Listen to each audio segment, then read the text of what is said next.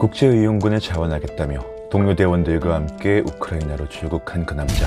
가짜 스나이 등에 출연하며 이력 스타덤에 오른 이근 전 해군 특수전단 대위의 이야기죠. 우크라이나에 그와 같은 국제의용군들이 몰려들자 러시아는 자국법을 위반한 것으로 간주하며 체포될 경우 엄벌에 처할 것이라고 밝혔는데요. 국내 외교부 또한 여권법에 따라 행정제재를 준비 중이며 형사고발도 추진하겠다고 설명했고, 시민들 또한 갑작스런 이 씨의 행동과 움직임에 감탄을 자아내며 지지의 의사를 보이는 한편, 현재 휴전국인 국내의 특수적인 외교 상황을 고려하지 않은 충동적이자 관종적인 개인의 행동이라는 지적 또한 있었습니다. 더불어 좀처럼 사그라들지 않는 전쟁의 불씨에 러시아와 우크라이나의 전쟁이 제3차 세계대전으로 번져 한국의 참전 가능성 또한 있다는 이야기와 함께 각국의 군사력에 대한 관심도 증가하고 있는데요. 그래서 준비했습니다. 오늘은 러시아와 우크라이나 전쟁에 따른 한국의 참전 가능성은 어떠한지, 만약 우리가 정말로 이들의 전쟁판에 끼어들게 된다면 우리의 군사력은 어떠하고 승산은 있는 건지를 냉정하게 진단하며 현재의 상태를 보다 냉철하게 살펴보도록 하겠습니다. 과연 한국은 이 비극에서 멀리 떨어진 이방인일 뿐일까요? 긴 말 없이 오늘 영상 바로 시작합니다. 러시아 침공 3주차. 전쟁 초반까지만 해도 많은 전문가들은 러시아가 압도적인 세력으로 근시간 안에 우크라이나를 점령할 것이라고 예상했습니다. 하지만 이와 달리 현 시국은 점차 장기화 대립 양상으로 변해가고 있는데요. 외신에 따르면 지난 16일 러시아의 무차별 공습으로 수세에 몰렸던 남부의 다른 지역에서 우크라이나 군의 반격으로 전세가 바뀌고 있다는 소식이 들리고 있습니다. 최악의 전선으로 꼽히는 남부 도시 마리우폴에서는 우크라이나 군이 러시아군 장성을 사살하였으니 제150 자동소총사단을 지휘하던 올레그 마티아예프 러시아 중장이 전일 마리우폴 전투에서 사망한 것인데요. 이러한 러시아 장성 사망은 이번 전쟁 발발 이후 4번째로 이어지며 갑작스런 전쟁에도 굴하지 않고 임하고 있는 우크라이나군의 의지를 보여주고 있는 바, 우크라이나군 관계자는 계속되는 반격의 목적이 영토 수복이라기보다는 러시아군의 탱크와 전투기 야포 등의 장비들을 공격해 최대한 많은 피해를 이끌어내는 것이라고 설명했고, 계속되는 열세에도 전쟁을 다른 방향으로 이끌어가고자 하는 우크라이나군의 다짐을 여실히 느낄 수 있는 부분이었죠. 한편 러시아 침공 4일 만인 지난 26일 러시아에 점령된 우크라이나 남부 도시 멜리토폴의 시장이 러시아군에 납치되기도 했는데요. 멜리토폴 시청에서 페트로프 시장이 러시아군에 체포되어 끌려가는 CCTV 영상이 공개되며 그의 신변에 대한 국제사회의 우려가 컸습니다. 러시아의 지원을 받는 루안스크주의 지방검사는 페드로프 시장이 테러 활동을 돕고 자금을 지원하는 등 테러 조직의 일원이라는 혐의를 받아 조사 중이라고 주장했고, 러시아는 멜리토폴 시의회 의원이었던 갈리나 다닐첸코를 새로운 시장으로 임명하며 우크라이나 검찰은 다닐첸코에 대해 반역 혐의로 수사를 개시했습니다.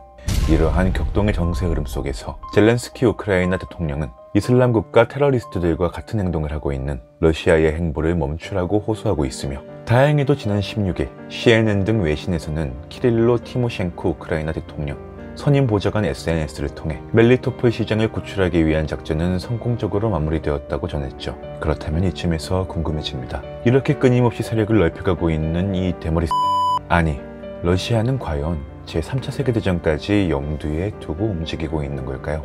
세계 3차 대전 가능성에 대해 전문가들은 새로운 냉전과 전쟁의 발발이 이미 모두 준비된 상황이라며 입을 모아 말합니다.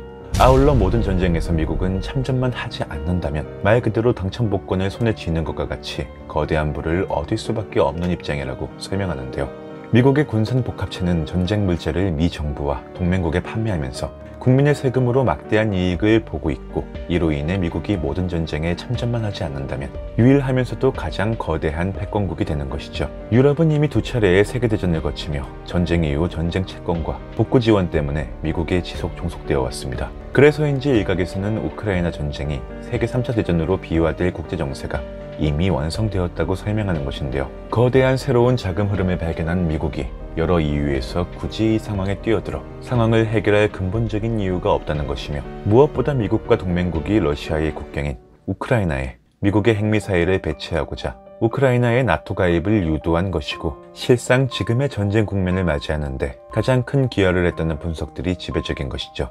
놀랍게도 이러한 상황은 지금의 우크라이나만의 이야기가 아닙니다. 러시아와 전쟁을 하고 있는 우크라이나가 동맹국으로 미국을 끌어들이려 하는 바와 같이 미국과 전쟁을 했던 쿠바 또한 소련을 끌어들이려고 한 바 있었고, 이렇듯 많은 시간이 흘러 글로벌 사회로 되었다 하지만 여전히 세계 주요 대국들의 거대한 싸움에 휘말려 자국의 안위를 걱정하고 있는 상황입니다. 고심해보면 결국 세계 3차 대전의 핵심 키는 직감적으로도 알 수 있듯이 미국이 쥐고 있는 것입니다. 러시아, 중국, 북한과 같은 도전 국가들은 붕괴시키고 우크라이나를 나토에 가입시키려는 미국의 판단이 제3차 세계대전의 파국으로 이어질지는 꾸준히 세계 정세에 비추어 볼 필요가 있겠네요. 그렇다면 오늘 이야기 중 우리에게 있어 가장 중요한 이야기, 이러한 전쟁의 국면 속에 한국은 위험을 무릅쓰고 개입하게 될까요? 올해 북한은 이미 2021년 전체 횟수보다 많은 미사일 실험을 감행했습니다. 이 돼지새 북한은 극초음속 미사일 시험에도 성공했다고 주장하면서 또 다른 핵실험 재개도 시사하고 있는 상황으로 한반도의 긴장감은 수그러들기는커녕 날이 갈수록 고조되고 있는데요. 그러나 지난해 말 북한이 한국, 미국, 중국과 함께 한국전쟁을 공식적으로 종식하는 데 동의했다는 보도가 있기도 한 바, 다만 이러한 상황 속에서 현재 미국 행정부의 어느 누구도 북한과 한반도에 집중할 여력이 없다는 것이 안타까운 실정으로 지난 2월 토니 블링컨 미 국무장관은 대북 전략 협의를 위해 하와이에서 한국과 일본 외교장관 회의를 주재했으나 별다른 새 구상이 나오지는 않았죠. 종전선언에 관여해야 하는 타국의 입장이 좁혀지지 않는 가운데 한반도의 긴장감은 점차 커져가고 있습니다. 때문에 전쟁으로 인해 국내에 미칠 러시아의 실질적인 물리적 위협보다는 기타 경제 및 사회적인 위기와 유럽 아래 턱 밑까지 다가온 전쟁에 대한 시민들의 위협에 주목할 필요가 있겠는데요. 정리해서 국내의 직접적인 위협으로 인해 참전의 가능성과 기타 유사한 상황이 발생한다기보다는 미국의 움직임으로 인한 러시아의 동태 변화, 기타 유럽 등 세계 정세 흐름의 변화로 새로운 위험의 가능성이 발생할 수 있는 것입니다. 실제로 국제의용군이 증가하는 등 나날이 전쟁이 국제전으로 번지는 행세를 보이고 있고, 국내 또한 이근 대위가 출국을 감행하는 등의 이슈가 있으면서 국내에도 세계전쟁으로 번지는 우리도 된 거 아니냐 하는 우려의 목소리가 있는데요. 하지만 명심해야 할 것은 한국의 개입이 진행되려면 북한의 움직임 또한 동향이 발생하거나 그와 유사한 직접적인 위협이 발생해야 한다는 겁니다. 북한이 개입하는 국제정세가 펼쳐진다면 이는 응당 세계 3차 대전으로 번질 것이고, 작금의 현실에서 이러한 충돌 가능성은 그래도 현저히 낮을 것으로 해석하고 있죠. 한국 대 북한군 또는 한국 대 중국군과 같은 대립은 발생 가능한 구체적인 시나리오가 있을지 모르나 한국은 국가 파괴를 감수하면서까지 굳이 러시아의 공격에 대응하여 얻을 수 있는 실익은 전혀 없습니다. 다만 이러한 경향 모두 앞서 언급했듯 우크라이나의 나토 가입과 이에 대한 미국의 행태에 따라 전혀 다른 판도로 진행될 수 있다는 것만큼은 유념해야겠죠. 그렇다면 최악의 상황을 가정했을 때 만약 세계대전이 발생한다면 각국의 군사력은 어떠할까요? 지난달 우크라이나와 러시아의 전쟁이 가시화되자 각종 조사기관에서는 국방 관련 정보를 추적하며 이들의 군사력을 비교하기 시작했습니다. 푸틴이 우크라이나 동부 돈바스 지역에 칠러 반군을 공식 승인함에 따라 이루어진 일이었는데요. 글로벌 파이어 파워는 우크라이나가 세계 22위, 러시아는 전 세계 2위의 군사력을 보유하고 있다고 분석했고, 이에 시민들은 국내의 군사력과 함께 만약 한국 독단의 재력으로 러시아와 대응하게 될 시의 시나리오는 어떨지 어느 정도 규모일지를 궁금해하기도 했는데요. 결과적으로 글로벌 파이어 파워 조사에 따르면 현재 한국의 군사력은 세계 6위에 해당합니다. 러시아군은 2010년대 이전까지만 해도 구형 전차 전력을 보유하며 한국의 K9A1, K1A2, K2 등의 기갑들보다 질적으로 하위에 있는 전력을 보유하고 있었는데요. 포병 전력은 한국이 더 우세하다고 볼 수 있으나 공군의 경우 야전 방공망과 지대공 미사일 등이 포함되기 시작하면 유효성이 떨어진다고 분석하고 있으며, 아울러 국내 해군은 별다른 전력 증강이 이루어지지 않다가 2010년도에 들어서 강습 착륙함, 이지스함과 같은 함선을 배치하며 증강을 시작했습니다.